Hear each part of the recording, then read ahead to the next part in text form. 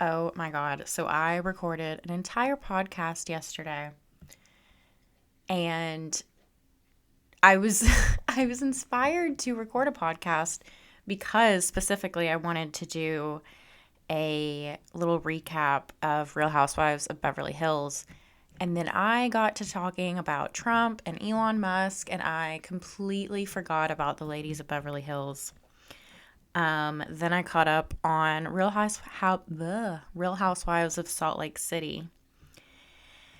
And I have even more things to say about that. So this is just going to be a short little Real Housewives recap.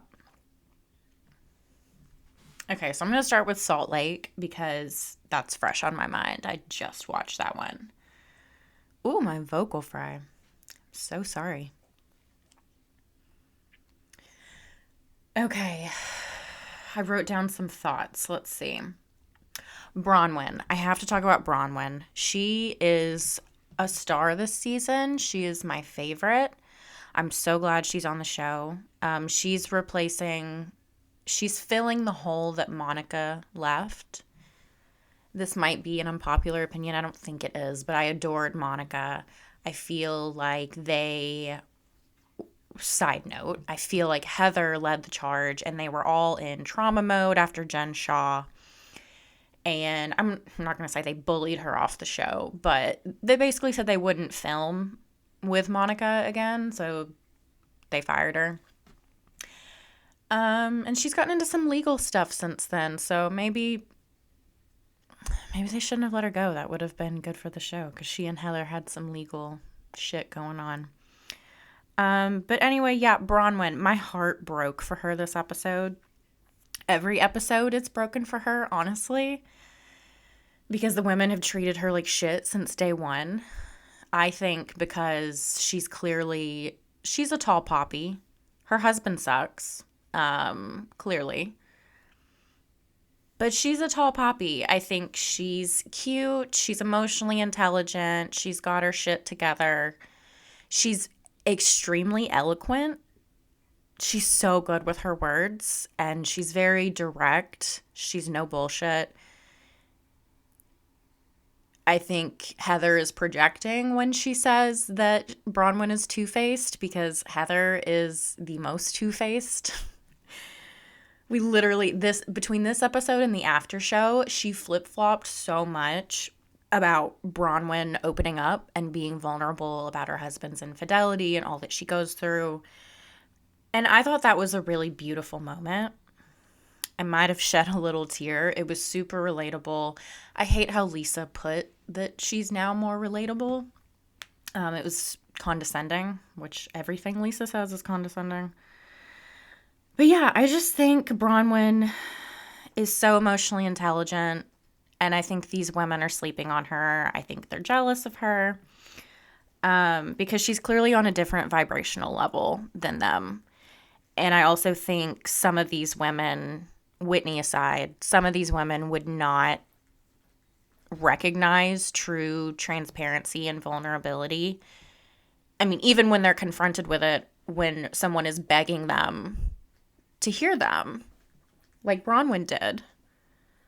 I don't think she could have been any more direct about the way she feels, and Lisa, time after time, is just refusing to get it. Which leads me to Lisa. I know that she can be funny and relatable a lot of times. There was a couple seasons back, I drank the Lisa Kool-Aid. She was really, really funny. But the past couple seasons, she's just been angry and rich lady Karen, and I don't like it. She's super fake and narcissistic. I think she's a snake, and I think this season in particular, she's been truly unhinged. Something must be going on in her life, and between her and Meredith's reaction to Todd's infidelity, basically blaming Bronwyn for it, it very much seems like something has gone on and they don't want to accept accountability, so they shift blame. I don't know. Seems like they're projecting. Kind of like, was it Angie who said that, or Whitney? One of them. Even more than all that, Lisa's lack of empathy is just concerning. The lack of being able to hear your longtime friend when she directly says she doesn't feel close to you or prioritized by you, and yet you still tell her she should be grateful. That's not a good friend, dude. Like, time and time again, she has told you, not even like you're dropping the ball or you're doing something wrong, but just like, I don't feel close to you. Let's fix it. Lisa clearly doesn't want to fix it. I think she wants to put Bronwyn in a box and put her in her place. And I think it's a power move. She might as well piss on her at this point because Lisa's establishing her dominance. I mean, Angie was honestly right when she called out at the dinner that Lisa just wants to be a dictator and that anyone who stands up to her, they must think they're a badass because they're facing the big bad. I think that was a really, really great call out. And Angie is not she hasn't been one of my favorites. But the past couple episodes, I've been warming up to her. There's something about her that just gets on my nerves. It's like nails on a chalkboard. Sorry, that's my dog running around in the background. Her toes tip-tapping. But Angie's growing on me. I'll give her a shot. I didn't want to give her a shot. She came on way too strong the first season. And in general, she's a real tryhard and a real pick-me. But like I said, I'm warming up. I'll give her a shot. Heather, I can't with Heather. Heather started off so strong with this series. She was one of my favorites. She and Whitney were like an instant, favorite duo of mine. But oh, how the mighty have fallen. Heather has just gotten such a big head. She has operated in trauma mode, survival mode, since the whole Jen Shaw thing, but she refuses to acknowledge her role in it, her complacency, her enabling, her lying and being fake and continue to lie and not take accountability. And like I said, we saw her flip-flop so much in this episode. I mean, she was from the get-go in Bronwyn's ear talking about how Lisa and Meredith took Todd's side and not Bronwyn's. Then, because that's popular in that moment, right? Then she goes running to Lisa, and in the after show, she says, oh, that made me, I don't remember exactly what she said, but basically it validated her choice not to trust Bronwyn, which makes no sense to me. Like, when someone shares and they're vulnerable, it's very natural for them to then afterwards have shame about sharing and be sensitive to, oh, this person didn't react very well. And it's okay to confide in friends, especially new friends, when your old friend is not treating you well, even when you're begging them to. My God. When she put you in a room with them or a villa, whatever. So anyway, I thought it was such a nice bonding moment between these four women, Heather, Angie, Bronwyn, and Whitney. And then Heather just goes and flip-flops again. And it's really frustrating. It's getting old. I wish she could see that every season is just playing someone's earpiece. If it's not Jen Shaw, if it's not Whitney, if it's not Lisa. And I'm sorry you were wrong about Monica, but you don't need to project that onto Bronwyn and treat her as if she's Monica Garcia. Because she's not. She's Bronwyn, and she's fabulous. Also, I'm sorry, Lisa's going to leave her own trip. Grow up. Grow up. But Mary is an absolute icon for... I don't know if it was the editors just editing that together or if her instant reaction was, what happened to the dessert. Fucking icon. I love Mary this season, by the way. I loved her early on. Then she was problematic, of course. But this season, she's had a really great season. And she has stolen my heart. Her and Bronwyn both. And I think she's part of the reason I'm warming up to Angie as well.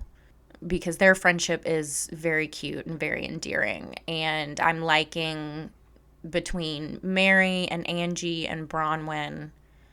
And then hopefully it seems like Bronwyn and Whitney are getting closer. I don't know, maybe we can edge out the mean girls. I used to love Meredith, by the way, but I think Lisa's bringing her down. And also, finally, almost forgot about this bitch, but Brittany needs to go. No one cares, and no one wants to see any more of her toddler tantrums. Period. Okay, now on to Beverly Hills. Sutton. Name him. I can't with Sutton. She is completely in the wrong here. This is a clear example of intent versus impact, because she had me in that moment on the boat when she grabbed Dorit's hand and told her she wanted to be there for her during her lowest point. It seemed genuine, and I think it was a genuine intent, but I don't think Sutton knows how to be a friend, let alone how to be a friend when someone is at rock bottom. I don't think she understands how she comes off to others, because Dorit is being quite direct and open about the headspace she's in, and Sutton is making it worse. So you can say one thing and your actions can do the complete opposite, and that's exactly what I see going on right here. Is she wrong that Dorit is angry about her life? No, that was not a wrong statement. It was wrong to say it out loud, wrong to say it to Dorit's face, wrong to say it in front of all of their friends. When Roz says that she is weaponizing Dorit's pain, that is exactly what she's doing in this moment. Whether she understands what that means or not, whether she wants to acknowledge that or take accountability for that or not, whether she wants to look in the mirror, I don't think she does, because this keeps happening season after season, and yet she is the only one who really hasn't, she went through her life-changing divorce before the show, before she came on the show, and we've seen her, date a little bit in a hee-hee fun way, but we really haven't gotten much of a storyline from Sutton the past few seasons other than just her stirring up other people's pain. And I've really tried to like Sutton. I do like Sutton. It's kind of like with Erica and Dorit. It's like the women like Sutton, but then she is volatile and inconsistent. And it's crazy that as much as I love Garcelle, she can't just point that out to Sutton. And we see Jennifer Tilly try to do that in the after show. It doesn't go very well. Sutton is not happy about it. She's like, I thought you were my friend. So it's clear narcissism, not wanting to look in the mirror. Because back to what she said about Dorit weaponizing her pain.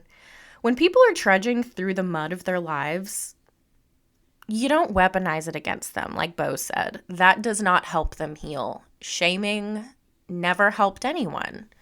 People have to get to those conclusions on their own, because like I said, was Sutton wrong? No. Dorit is angry, and it comes from she's angry about her life and what's happened and where she's at. But she's also being very open and honest about that, so it's insane to throw it against her. Because she was actually being way more level-headed in that moment than Sutton was. Sutton came off way angrier than Dorit did. Dorit came in even setting her intention, and I think mostly stuck to her intention. Other than, no, that wasn't the moment she called Camille a cunt. Anyway, I support Dorit's use of the C word in this episode. Disclaimer. That might also be an unpopular opinion, but I'm like Erica. It makes me laugh. It makes me smile. I support it. And Camille is the C word. We all know this. We all love Camille, but she's a pot-stirring little C word. I'm not going to call her exactly what Dorit did, but it's iconic. And anyone who says it's not iconic and it's, distasteful, grow up. I actually think Dorit in this moment is practicing emotional maturity, like I said, other than her use of the C word. But it's justified after several seasons, several years of her just being Kyle's lapdog and Erica's lapdog and PK's lapdog and not really using her voice and just being cute and fashionable. I'm excited to hear what she has to say. I know she's talked a lot in the past, but she's actually saying things now. So that's exciting. And I think, honestly, Sutton is outmatched. I think Sutton wants to claim the moral high ground. She wants to be the emotionally intelligent one. She wants to be the one to bring the group together. But she is outmatched because when people go through shit, if they come out the other side, chances are they're going to come out stronger. And I think Dorit's coming out stronger and she's coming out swinging. And Sutton and Kyle do not stand a chance. I think Kyle has been the queen bee of this group for years. And now that she's falling, the past couple years, she's even said, give me some grace. She's not at her best. And I think Sutton has seen that as an opportunity. And I think Bo's called this out to try to latch onto that queen bee role. And I think it's funny because Salt Lake City is also having the same issue where since Jen Shaw, was dethroned, everyone's clamoring for the throne, whether it's Heather Gay because she was the people's favorite, and then it was Lisa Barlow who became the people's favorite. And I always thought Meredith Marks should be the queen bee of that show. That opinion has since died down the past couple seasons. She's kind of just faded for me, and she just says and does the same things over and over and doesn't let go of shit. That's not fun to watch as a viewer. And she's just, I don't know, her and Lisa both come off as very insecure, and Heather as well. And I think you get newbies like Angie, who literally is like tiny but mighty, comes in swinging, isn't even invited to shit, and just shows up anyway. Some think it's icon behavior. I thought it was thirsty. But these newbies, people really like them, whether it's Angie, whether it's Monica Garcia, whether it's Bronwyn, because they're actually being real. Maybe they are thirsty. Maybe they do just want their 15 minutes, but they are playing the game and giving the viewers what we want, which is your messy life story. Give us the gory details. Be real with us. We just want to see something real. We know this is all fake, but we want to at least that's part of the problem with some of these franchises is the friendships don't feel authentic. It feels like they're coworkers who just get paid to work together. Kind of like why Vanderpump Rules got canceled, because none of them in the end could film together. They hated each other. It wasn't authentic for them to be in the same room. And that's how some of these franchises are starting to feel. So when we do have these moments of authenticity and vulnerability from these newbies, we get really excited and they become fan favorites. And it's very threatening to these housewives who have been around since day one, like Heather Gay and Lisa Barlow and Meredith Marks. And Kyle, oh my God, not Umansky. What is her last name? Kyle Richards and Sutton. And I love Erica because she's just an unbothered queen. She's been there, the second longest after Kyle on Beverly Hills. And she's just chilling. She's in a great headspace right now. So I'm a big Erica fan right now. Apparently it's been 4 years since shit hit the fan with her and Tom Girardi. And she went through a really, she hit rock bottom and she was in survival mode and she did not deal well. I was not an Erica fan during that time.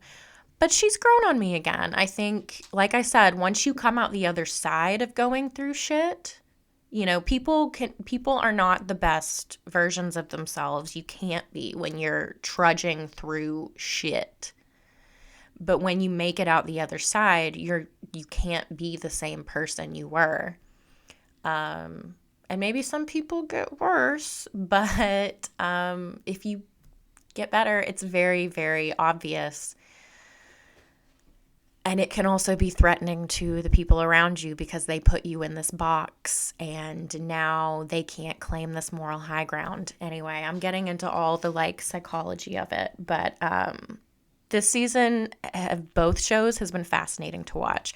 I'm loving that all of my housewives are airing all week long. And so it's like every day when I come home, I have a housewives show to watch. And I do want to add, Dorit is not perfect by any means, and she was sleeping for several seasons, so I'm glad she's back. I like this side of her. And Sutton is just screaming insecurity and deflection. It's not cute. It's not how you make friends. And like Dorit said, actions speak a hell of a lot louder than words. You can say that you want to be there for a friend. You can tell them that till you're blue in the face.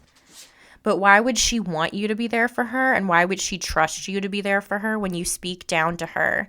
And when you don't listen, when she tells you that your volatility is affecting her ability to get close to you? This is a case of would you rather be right or would you rather have friends? And it's also reflecting Lisa and Bronwyn in Salt Lake, where Bronwyn is literally begging you to listen that, you know, it's not these petty fights. It's not about the room. It's about, I don't feel close to you and help me fix that. Just help me brainstorm, you know, just show me that you care. And all Lisa can say is that Bronwyn should be grateful and that she's been such a great friend to her. That doesn't make, telling someone you've been a great friend to them doesn't make them feel like you've been a great friend to them. Even if that's your reality, it's not theirs. And it's okay to take a moment and just listen to someone. It doesn't invalidate your reality. It doesn't mean you're not a good friend. It just means your friend has been going through something and they need you in that moment. They might not express it the right way, but sometimes it's really hard watching these shows. And on Beverly Hills and Salt Lake City specifically, I feel like this happens a lot where one person is just saying, and I hear it and see it clear as day, like, I don't feel like you like me. I don't feel like we're friends. I like you and I want to be close to you. Help me fix this, is what I hear. And it gets really frustrating that the narcissists on these shows get so defensive. And it's also, everything is a mirror, right? And so it's a reminder for me of, hey, when your friend comes to you, even if you don't agree with their version of things and what's going on and what, you know, maybe they're saying, you haven't been a good friend to me or you weren't here for me during this time. It might sound like an attack, but you have to, if you really value that friendship, you have to dig a little deeper and understand that if someone's lashing out or someone feels like you haven't been there for them, they have a need that's gone unmet, and maybe they haven't voiced it, but they're voicing it to you in this moment, and maybe not in the exact right words, but you should still take a beat and realize this is not an attack on me. This is my friend needing me. Anyway, that's my advice for the day. It's a two-way street. But when someone is expressing a concern or a boundary to you, it's generally because they value the friendship with you and they want to keep that going and they want to help you help them. So don't be like the housewives. Be nicer to your friends. Okay, guys, that's the show. This is longer than my Trump and Elon episode was, for the record. I can go on and on all day long about some housewives. So I want to know your thoughts. I want to know your thoughts about my thoughts. If you're not in my Facebook group, please join. It's called For Love and Justice. I also have a Facebook page now. You can follow me there. Or you can follow me on social media at Elise Will Reichard. And yeah, pop off. I want to hear from y'all. Oh, also there's an email address. So if you want to email me too, I would love to read people's comments, whether it's about housewives, whether it's about shit I said about Luigi Mangione. Like, if you're pissed off at me, I want to hear it. Honestly, I just want to know that you're listening. So, And I do value feedback. I mean, I'm a reformed people pleaser, so I'm not going to adjust who I am or how I behave on all feedback. I filter, as any discerning person should. But as an editor and a writer, I do value feedback. That's how we grow. It might be uncomfy, but I'm all about personal growth, so come at me. I can filter if it's not helpful. But yeah, I really want to read you guys' thoughts on the show. Especially, I don't have many friends who watch The Housewives, so watch with me. Let's chat. So yeah, the email address is forloveandjusticepod@gmail.com. You can pop off there. You can pop off in the Facebook group. And yeah, thank you for listening, guys. Don't forget to like, follow, subscribe, all of the things. Share with your friends. And don't be like the Real Housewives. You think you just fell out of a coconut tree? You exist in the context of all in which you live and what came before you.